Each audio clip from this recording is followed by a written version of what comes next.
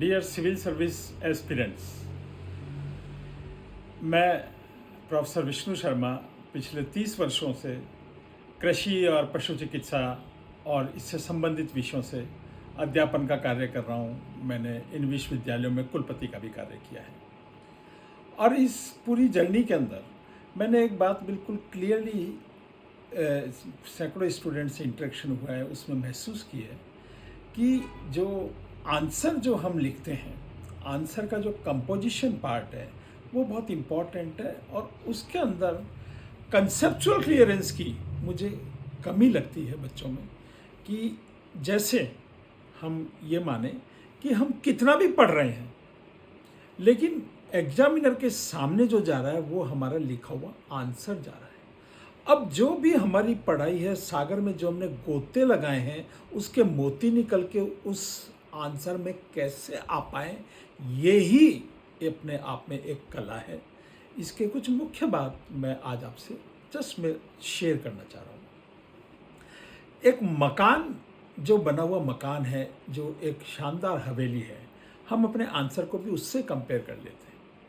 जैसे मकान का, एक हवेली का फाउंडेशन पार्ट होता है, ऐसे ही किसी भी आंसर का जो मुख्य भाग होता है वो उसके फैक्ट्स एंड फिगर्स होते हैं। फैक्ट्स एंड फिगर्स को हम एक मकान के फाउंडेशन से कंपेयर कर सकते हैं। उसके बाद जो बिल्टअप पार्ट जो मकान का होता है, जो बिल्डिंग पार्ट होता है, उसको हम कंपेयर कर सकते हैं आंसर के कंसेप्चुअल पार्ट से, बॉडी पार्ट से, कंसेप्ट से, जो कि फैक्ट्स एंड फिगर्स के बेसिस पर हमने जो कंसेप्ट खड़ा किया है उससे वो रिलेट होना चाहिए। और जैसे मकान में प्रोजेक्शंस और एलिवेशंस होते हैं जिससे उसकी फाइनल ब्यूटी बनती है, वैसे ही आंसर की फाइनल जो ब्यूटी बनेगा, जो फाइनल वैल्यू एडिशन होएगा, वो आएगा आपके अप्लाइड एस्पेक्ट से, आपकी एप्लीकेशन से, आपके प्रैक्टिकल एग्जाम्पल से उस आंसर को फाइनल रूप मिलेगा। तो ये एक स्ट्रक्चर है। तो आंसर लिखने का ये एक पैटर्न है जिससे कि एक फॉर्मल स्ट्रक्चर बना है और ये ऐसे नहीं आपको आ पाएगा। इसलिए एक आर्ट है जो आपको प्रैक्टिस करने से धीरे धीरे आप इसके अंदर परफेक्शन ला पाओगे। अब इसमें मैं आपको, क्योंकि मैं कृषि पशु चिकित्सा विषय से जुड़ा हूँ, तो जीएस पेपर 3 जैसे है, तो उसके अंदर यही विषय आते हैं। इससे संबंधित मैं एक छोटा सा एग्जाम्पल देता हूँ। जैसे हमारा भारत देश है, our country is agriculturally dominant country, where we are having only 2.5% of the surface area हमारे। तो जो लैंड मास है हमारे पास वो 2.5% ईयरेबल लैंड है और लगभग 4% हमारे पास वाटर रिसोर्सेज है। और इतने कम रिसोर्सेज से हम फीड कर रहे हैं पूरे वर्ल्ड की लगभग 17.5%, मोर देन 17%, लगभग 18% पॉपुलेशन को। तो फैक्ट्स एंड फिगर्स क्या हो गए कि 2.5% surface area, 4% water resources and around more than 17% human population. Concept क्या बना कि इतने लिमिटेड वाटर रिसोर्सेज से हम इतनी ह्यूज पॉपुलेशन को फीड कर रहे हैं। This is the concept that India is having limited natural resources, water resources, and we are feeding around 1/5 of the world population. तो इतने वास्ट पॉपुलेशन को हम फीड कर रहे हैं।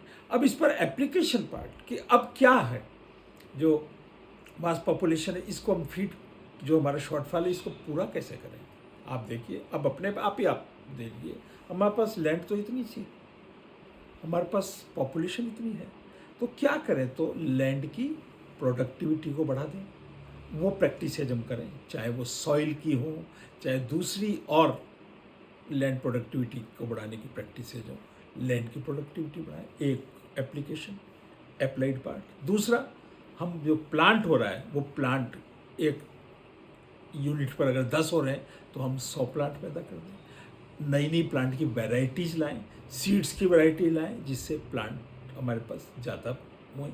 तीसरा, जो प्रोडक्ट है, जो भी ग्रेन है, सीड है, लेग्यूम है, जो भी प्रोडक्ट है, चाहे मिल्क है, चाहे है वो प्रोडक्ट जो है, उस प्रोडक्ट की प्रोसेसिंग जो हम करते हैं वो इस तरह से की जाए कि उसकी एक तो न्यूट्रिएंट जो उसके अंदर है वो ह्यूमन बॉडी को मैक्सिमम अवेलेबल हो, लॉस कम से कम हो, उसकी न्यूट्रिटिव वैल्यू इंक्रीज हो, उसकी शेल्फ लाइफ इंक्रीज हो। तो इस तरह के 3 लेवल पे हमारा एप्लीकेशन पार्ट हो गया। तो ये एक सिंपल सा मैंने आपको बताया कि facts, concept and applied aspect, in 3 stories को, इन 3 को मिलके अगर हम हमारे एग्जाम में आंसर को लिखेंगे तो जो भी हमने पढ़ा है उसको इन मोतियों के रूप में आप एग्जाम के अंदर आंसर के अंदर रखोगे तो एग्जामिनर आप पर खुल के सेटिस्फाई होएगा और आप सफल होगे। तो मेरी आप सबको यही विशेष है कि आप जो भी पढ़ रहे हैं, जितना भी पढ़ रहे हैं, उसके साथ साथ उसको ही किस तरह से आप आंसर के अंदर प्रेजेंट करोगे, इस स्किल पर भी ध्यान दो। मेरी बहुत बहुत शुभकामनाएं। Be happy, be pleasant and be focused. Thank you very much.